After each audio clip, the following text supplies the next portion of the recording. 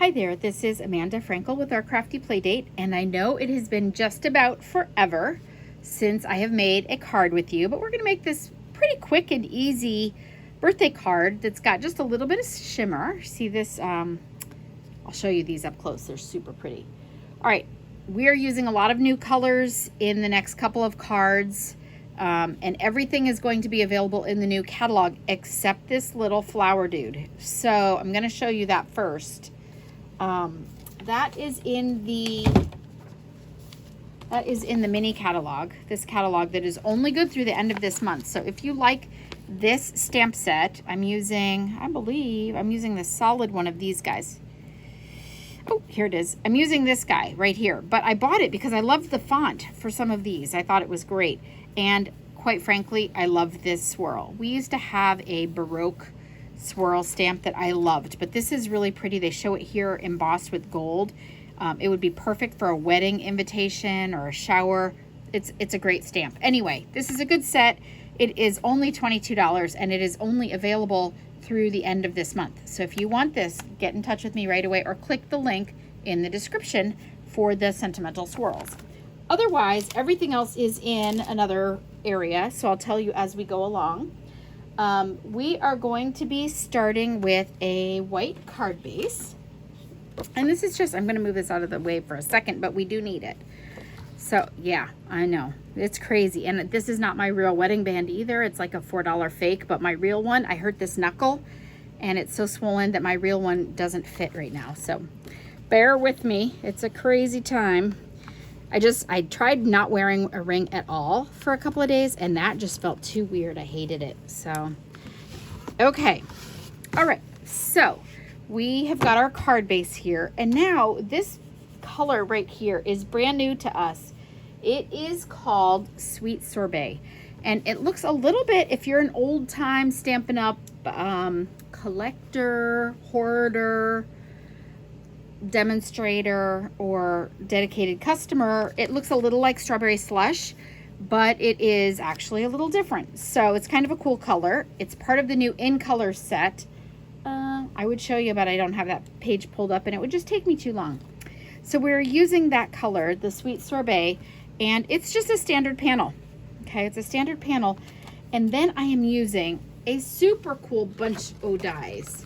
Let me show you. It's just one, it comes in a set of two, and one is this floral that cuts this out, and the other one is this, which I love this grid. You could do it on a card. I think it would be great on a masculine card. I think you could do it on white with a green background and put some flowers on it and it would look like a trellis with some trailing leaves. I think it's great. And I am sure that I'm gonna get a lot of use out of this one. Anyway, I did want to give you a little cautionary tale. So you can see I've got a little stuff in there and I'll show you how to get that out. I use my scissors. You can use a piercer if you've got one. If you don't, you can use the brush that comes with the take your pick tool that brushes it and it takes it out.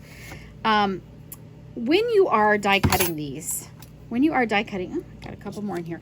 When you are die cutting this and this, it has a lot of different lines. And when it's got a lot of detail or a lot of little lines on the same level, when you roll it through, so it would be, you know, having a lot of lines up here in this area. When you're doing that, I always go through a couple extra, now it's gone. I always go through a couple extra times.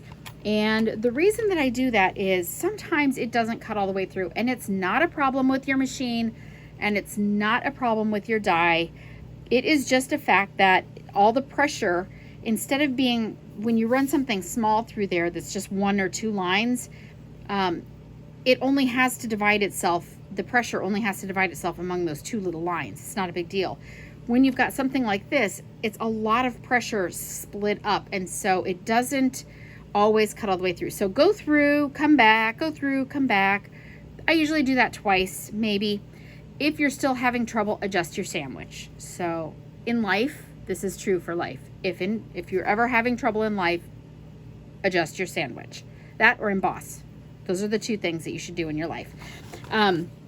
But adjust your sandwich. So maybe when you put it together, your sandwich that's listed in the catalog, you want to add a shim. So just like an extra solid plain piece of paper on top, that's just a waste piece of paper. It's one that you don't, need again. And you would put your normal sandwich, and then before you run it through the machine, just put this on top and run it through and back. And it gives just a tiny bit more pressure, and it'll cut all the way through. So that's your tip for today. Okay, so I used this, and I used that fancy die, and I already cut it out for you. And I know you're probably wondering, why do you always cut it out for us in advance? I don't always, first of all. If you're a follower, I don't always. But I will tell you, I don't like when the camera shakes. It would make me nuts if I were watching it, so I try to think about that for you. But sometimes I have to show you what I'm doing if I'm doing some kind of fancy sandwich, because I've adjusted my life with a fancy sandwich. Okay, you don't need a ton of glue, and to get this to stick down, you'll note that I left a little rim around it. So when I put my die down, I'm just putting glue on the chubby parts. Okay, just little dots of glue on the chubby parts here. And now I'm gonna flip it over. If you stuck it down this way, that would also work. So whatever you prefer, I liked it from the top, but whatever you prefer. And almost done with this card already, can you believe it? And I'm gonna just hold it for 1 second because that's thin. So when I put the die down, I didn't put it right at the edge of the paper. I didn't put it off the corner. I suppose you could, but I did not do that. I wanted to leave a little negative to kind of hold the whole thing together. Otherwise you'd have all these loose little frayed parts, which I guess could be cool too if you wanted to distress it. But that was not my goal here. So I left a little rim, and that just makes it also a little bit easier for me to glue. So I'm gonna push that down.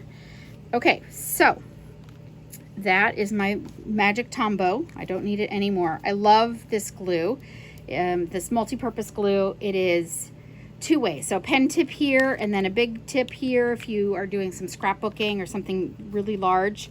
Also, it is permanent when wet, but if I got some on my finger, and now that's going to be sticky all day unless I get it off. So it can make something tacky. So if you miss a little area, you're going to want to erase it. All right, so the reason I have this mat out is we are going to do some stamping now. I have used, with the Whisper White, I have already punched out for you with my Label Me Lovely punch. It's a big punch, but I already punched it out. And I am going to put it on my mat. And, well, I'm not actually going to put it on my mat. I'm lying to you already. I'm not going to put it on my mat because this is a red rubber stamp. So it already has a little bit of give here. And so I don't need the extra give of the mat. So right now, I'm not going to put it on there. But I am going to stamp it. So let me open up my... This is the Sweet Sorbet ink. Sweet Sorbet ink. And this is Happy Birthday. And this comes from the